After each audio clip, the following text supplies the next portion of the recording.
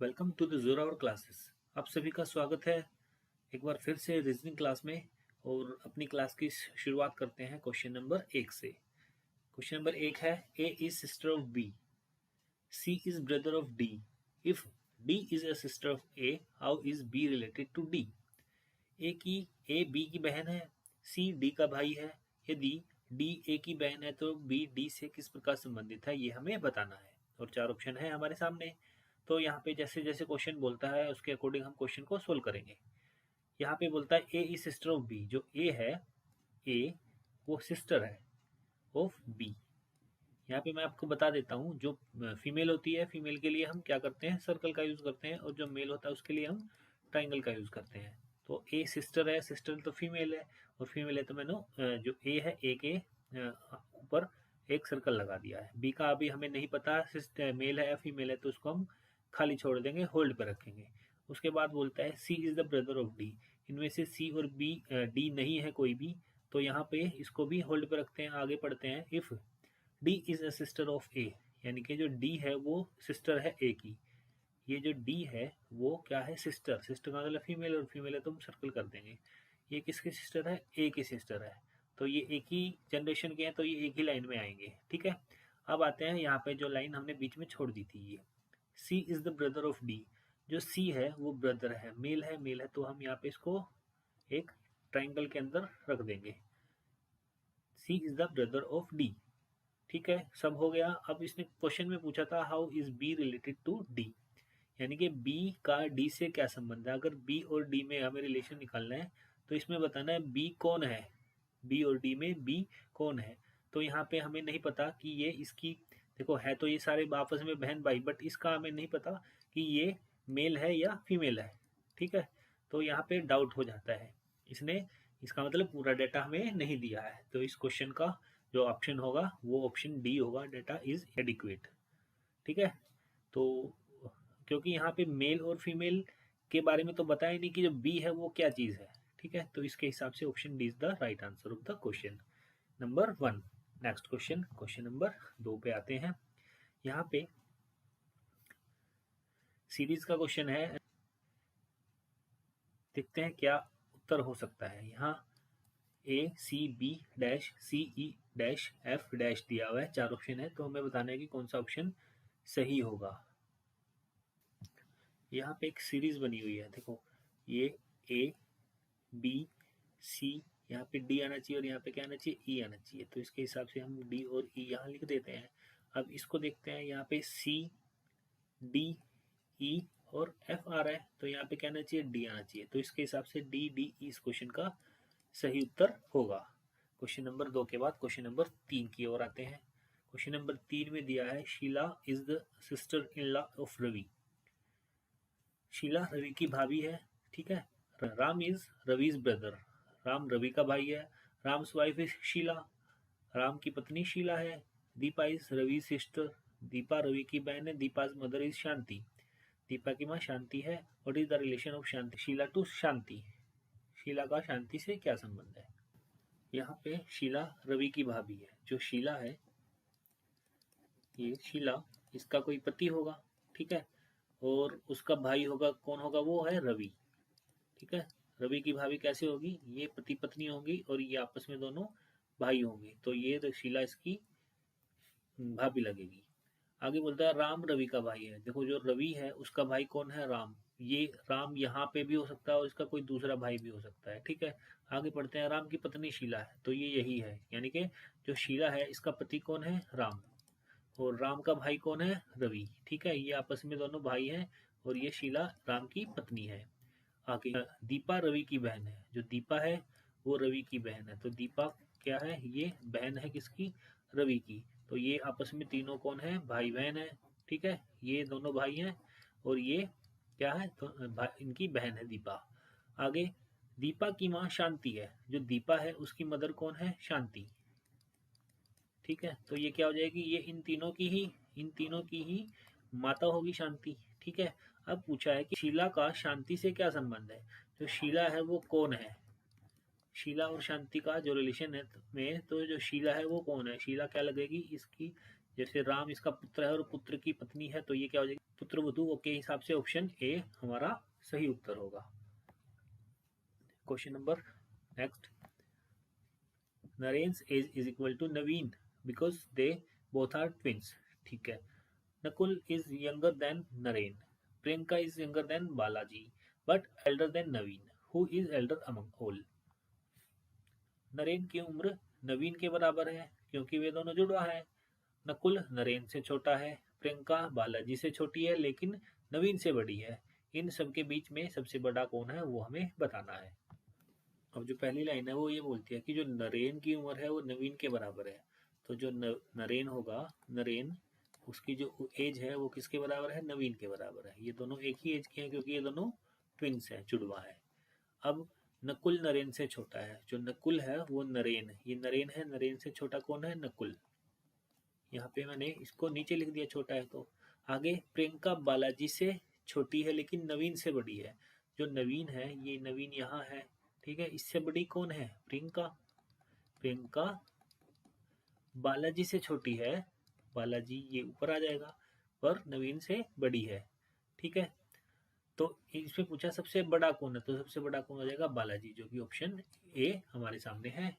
Question number next question है question number 5, which year is a leap year, 1600, 1800, 1900 और all of the above. तो हमें बताना है कि इनमें से लीप ईयर कौन सा है। लीप ईयर निकालने के लिए दो कंडीशन होती है, या तो जो वर्ष होता है उसको डिवाइड करते हैं 4 से, और जो दूसरा केस होता है उसमें क्या करते हैं, 400 से डिवाइड करते हैं।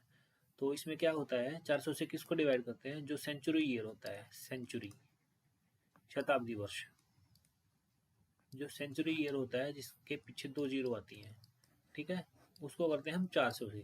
और जो नॉर्मल होते हैं ईयर जिसके पीछे 2 जीरो नहीं आती उसको हम करते हैं 4 से। ठीक है, तो जो पूरा पूरा डिवाइड हो जाता है तो वो होता है लीप ईयर। ठीक है, तो हमें बताना है कि इनमें से लीप ईयर कौन सा है। अब क्या है, यहाँ पे 1600 है, 1600 क्या है, एक शताब्दी वर्ष है, इसको हम किससे डिवाइड करेंगे, इस कंडीशन से 400 से। तो हम 400 से डिवाइड करते हैं, तो ये क्या पूरा पूरा भाग हो गया, हाँ पूरा पूरा भाग हो रहा है। अगर ये पूरा पूरा भाग हो रहा है तो ये क्या होगा, एक लीप ईयर होगा। ऑप्शन ए क्या है, लीप ईयर। अब 1800 को देखते हैं, 1800 को 400 से डिवाइड करना पड़ेगा, कंडीशन क्या है, सेंचुरी ईयर होना चाहिए, और 1800 क्या है, सेंचुरी ईयर है। तो यहाँ पे पूरा पूरा ये 18 को 4 से भाग करेंगे तो पूरा पूरा भाग नहीं जाएगा, तो ये सेंचुरी ईयर नहीं होगा। और यहाँ पे भी 1900 भी पूरा पूरा नहीं जाएगा, 400 से 2 जीरो से तो कट जाएंगे, बट 1904 को भाग करेंगे तो 4 से, तो ये लीप ईयर नहीं होगा क्योंकि ये रिमाइंडर देगा। तो इसके हिसाब से जो ऑप्शन ए होगा वो हमारा सही उत्तर होगा। Question number 6, question number 6, arrange the following options in a logical sequence, police, punishment, offence, जज, जजमेंट। एक तार्किक क्रम में निम्नलिखित विकल्पों को व्यवस्थित करें, पुलिस, सजा, अपराध, जज और फैसला। तो सबसे पहले क्या होता है, नॉर्मली अपराध होता है, ठीक है ना। सबसे पहले क्या होता है, अपराध होता है, उसके बाद अपराध होने के बाद पुलिस आती है, ठीक है। तो यहाँ पुलिस आ गई, उसके बाद क्या आएगा, जज के सामने जो है उसको पास जो केस है वो पहुंचेगा। तो जज के सामने केस पहुंचने के बाद क्या होगा, फैसला सुनाया जाएगा। फैसला सुनाया जाएगा तो 5 नंबर होगा, और उसके बाद सजा, सजा कितने पे, 2 नंबर पे है, तो यहाँ उसको सजा दी जाएगी। तो 5 3 1 4 5 2 3 1 4 5 2, option D will be the right answer of the question. Next question, question number 7, ये क्या है, एक सीरीज दे रखी है वो भी रोमन संख्या में। तो यहाँ पे देख लेते हैं ये क्या होता है, ये 5 होता है, ठीक है, ये 8 होता है, ये 11 होता है, ये 14 होता है। तो इनमें कितना कितना गैप है, 5 और 3 8, 8 और 3 11, 11 और 3 14, यानी कि सभी में क्या हो रहे हैं, 3 प्लस हो रहे हैं। तो यहाँ 14 में क्या होगा, 3 प्लस होगा तो क्या हो जाएगा, 17 हो जाएगा। और 17 को कैसे लिखते हैं, यहाँ पे ये 15 होता है, ये 10 5 15 16 17, तो ये 17 हो जाता है, ठीक है। ये हमारा क्या होता है, 9 होता है, ये भी नहीं है, और ये 23 होता है, ये भी नहीं है। तो option B is the right answer of the question. Question number 8, complete the series, series को पूरा कीजिए।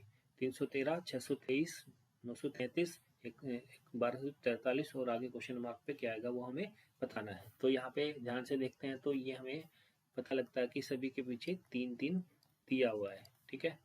सभी के पीछे क्या दिया हुआ, 3 3 दीवार। और ये जो 31 है, 31 का पहाड़ा चल रहा है, 31 31 दूनी 62, 31 या 93, 31 चौके 124 और 31 पंजे क्या होता है 5 एकम 5, 5 दिए 15। और जैसे कि सभी के पीछे 3 लाख लिखा हुआ है तो यहाँ पे ये संख्या क्या बन जाएगी हमारी 1553, जो कि ऑप्शन सी में दिया हुआ है।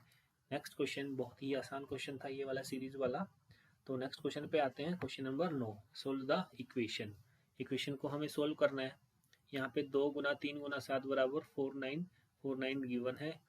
5 multiply by 9 multiply by 4 is equal to 258 116 है।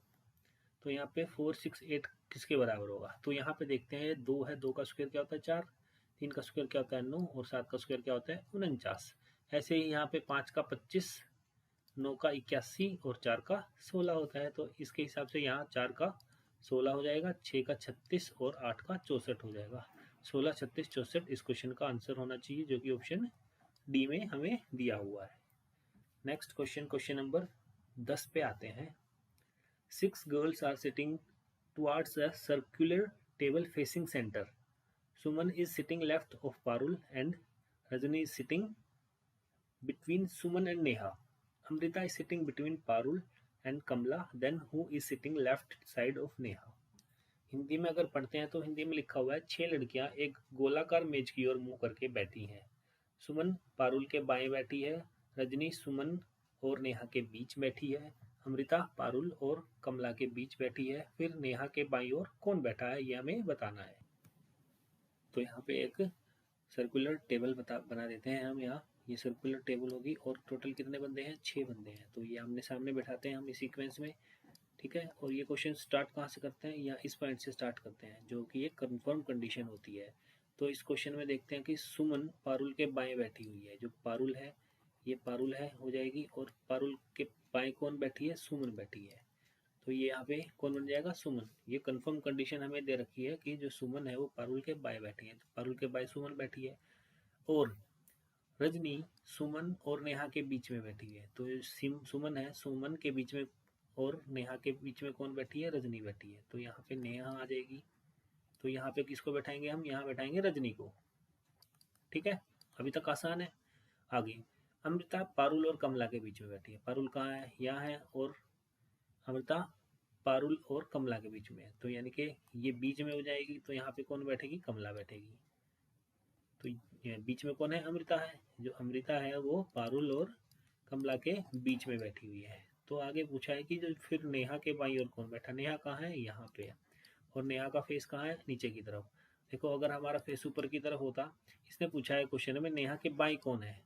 अगर मेरा फेस ऊपर की तरफ होता तो मेरा बायां कहाँ होता, इस तरफ होता।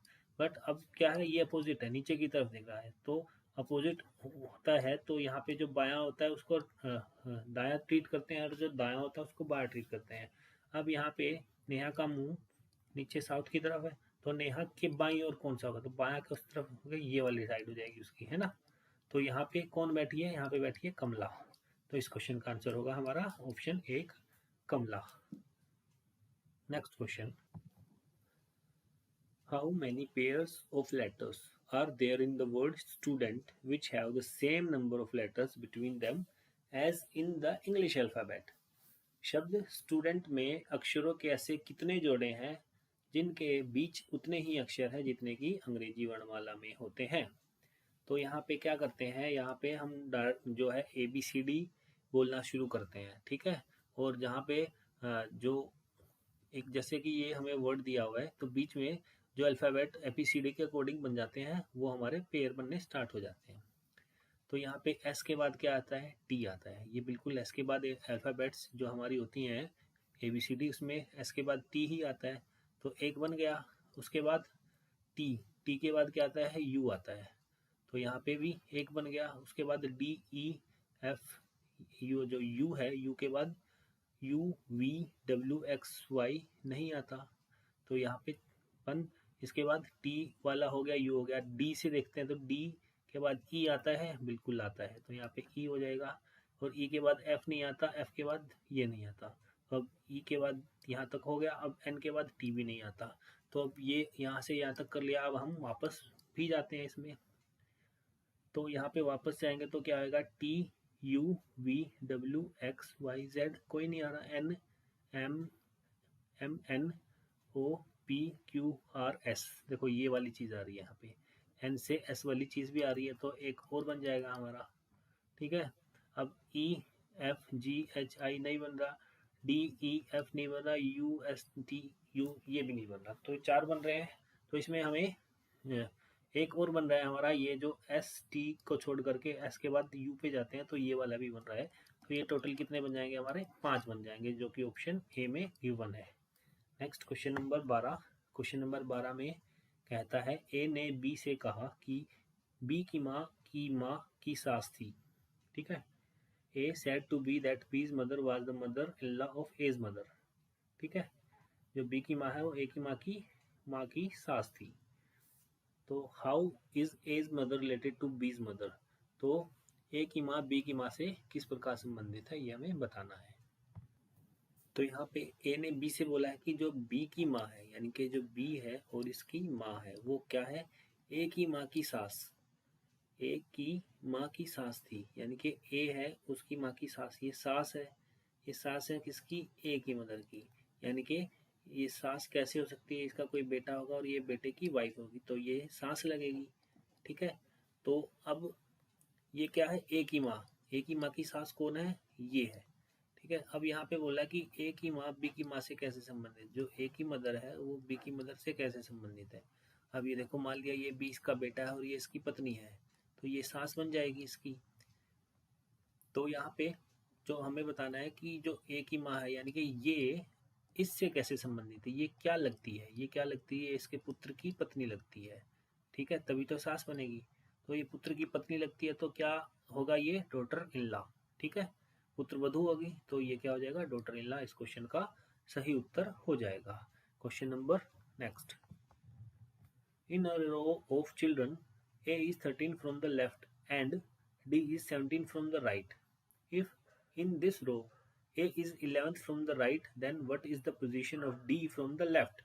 बच्चों की एक कतार में A बाएं से 13वां है और D दाएं से 17वां है।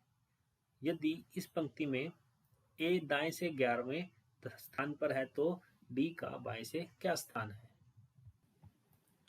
तो यहाँ पे ये बोलता है ए बाएं से 13वें स्थान पे, जो ए है वो बाएं से, यहाँ पे ए है, ये कौन से नंबर पे है, 13 पे, और जो डी है वो कहाँ पे है, दाएं से 17 नंबर पे। इसकी दो कंडीशन हो सकती है हमारी, एक तो ये कंडीशन हो सकती है और एक कंडीशन हमारी ये हो सकती है कि जो ए है वो लेफ्ट से कितने नंबर पे है, 13 पे, और जो डी है वो कितने नंबर पे है, राइट से 17 पे। तो ये कंडीशन हमारी ये भी हो सकती है। तो आगे देखते हैं कि कौन सी कंडीशन बनेगी। अब जो आगे बोलता है वो बोलता है यदि इस पंक्ति में ए दाएं से 11वें नंबर पे है। अगर हम यहाँ से देखते हैं, जो ए है वो दाएं से क्या 11वें नंबर पे हो सकता है, नहीं हो सकता, क्योंकि ये 17 नंबर पे कहाँ है, बाएं से ये है, और 17 से आगे इस तरफ आना पड़ेगा हमें, 17 यानी कि 17 से ज़्यादा होना चाहिए ए करेंगे अगर हम लेफ्ट से देखेंगे तो ये कंडीशन हमारी ठीक नहीं होगी। तो कंडीशन क्या ठीक होगी हमारी, ये होगी, यानी कि यहाँ तक जो ए है वो कितने नंबर पे हो जाएगा, लेफ्ट से 11 नंबर पे हो जाएगा। ठीक है, अब यहाँ तक 11 है और यहाँ तक 17 है, तो बीच में कितने हो जाएंगे, 6 हो जाएगी जो डिस्टेंस है। अब टोटल डिस्टेंस यहाँ से लेकर के यहाँ तक की जो थी, जो रैंक थे, कितने बच्चे थे, 13 नंबर था ए का बाएं से, तो यहाँ से यहाँ तक 6 हो चुकी है, तो यहाँ कितनी बचेगी, 7 बचेगी। ठीक है, तो हमें बताना है डी का, जो डी है वो बाएं से यानी कि आगे से कौन से नंबर पे है, तो आगे से कौन से नंबर पे होगा, 7वें नंबर पे होगा, तो इस क्वेश्चन का आंसर होगा ऑप्शन बी। ठीक है, नेक्स्ट क्वेश्चन पे आते हैं। Question number 14। If the first day of a year which is not a leap year is Friday, which day will fall on the last day of that year? यदि किसी वर्ष का पहला दिन जो लीप ईयर नहीं है, जो लीप वर्ष नहीं है, शुक्रवार है, यानी कि मान लिया 1 जनवरी किसी भी लीप ईयर का, जो लीप ईयर नहीं है किसी भी वर्ष का, वो क्या है, शुक्रवार, फ्राइडे है, तो हमें बताना उस वर्ष का अंतिम दिन, यानी कि हमें बताना है जो 31 दिसंबर को होगा वो कौन सा दिन होता है।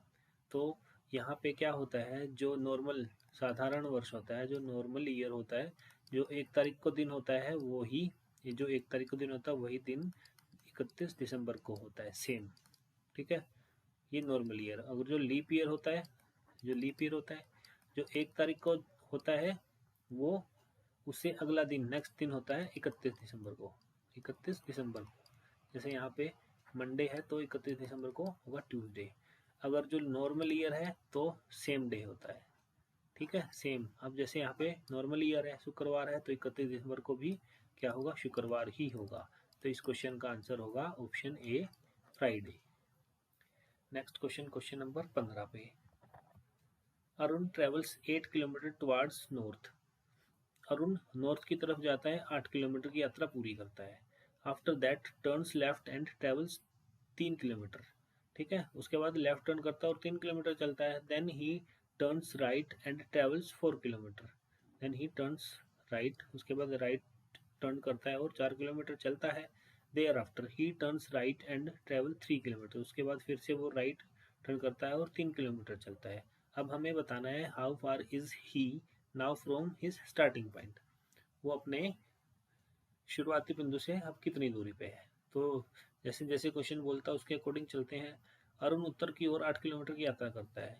अरुण जहाँ पे भी है, मान लिया अरुण यहाँ पे खड़ा है और यहाँ से उत्तर की तरफ जो हमारी जो डायरेक्शंस होती है वो क्या होती है, ये नॉर्थ, ये साउथ, ये ईस्ट और ये वेस्ट है। हिंदी वाले के लिए यहाँ पे ये उत्तर दिशा होती है, ये पूर्व दिशा होती है, ये दक्षिण दिशा होती है और ये क्या होता है, पश्चिम दिशा होती है।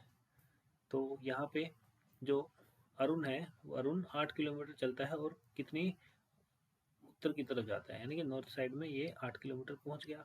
अब ये बोलता है उसके बाद वो बाएं मुड़ता है, यानी कि लेफ्ट मुड़ता है और 3 किलोमीटर चलता है। तो यहाँ पे 3 किलोमीटर चल गया, यहाँ पहुंच गया चलने के बाद। उसके बाद फिर वो दाएं मुड़ता है, दाएं का मतलब राइट, और राइट कितना चलता है, 4 किलोमीटर। तो यहाँ से वो क्या है, 4 किलोमीटर चल पड़ा, ठीक है, यहाँ पहुंच गया। इसके बाद फिर से वह दाएं मुड़ता है और दाएं मुड़ के कितना चलता है, वो 3 किलोमीटर चलता है। जितना उसने यहाँ से यहाँ तक की डिस्टेंस करी है, ये भी डिस्टेंस उसने 3 किलोमीटर की ही करी है। तो अब ये बोलता है कि वह अब शुरुआती बिंदु से कितनी दूरी पे है। शुरुआती पॉइंट क्या था, ये था इसका, ठीक है, यहाँ से ये यहाँ पहुंच गया घूम घाम के। तो अब हमें बताना है कि जो स्ट्रेट जो है स्टार्टिंग पॉइंट से वो कितनी दूरी पर है। अब ये हमें पता है, यह यहाँ से यहाँ तक की 8 है और जो ये दूरी है वो दूरी भी यही है, सेम है। तो 8 और 4 क्या होगा, 12, जो कि इस क्वेश्चन का सही उत्तर होगा। तो आई होप आप लोगों को क्लास अच्छी लगी है। तो अगर अच्छी लगी है तो आप अपना स्कोर भी हमें, जैसे आज हमने 15 क्वेश्चन किए हैं, तो आप कमेंट बॉक्स में अपना स्कोर लिख सकते हैं और आप अपने जो तैयारी आपकी चल रही है उसका पता लग जाएगा कि आउट ऑफ 15 आपके कितने मार्क्स बन रहे हैं। तो मिलते हैं फिर नेक्स्ट क्लास में, तब तक के लिए जय हिंद, जय भारत।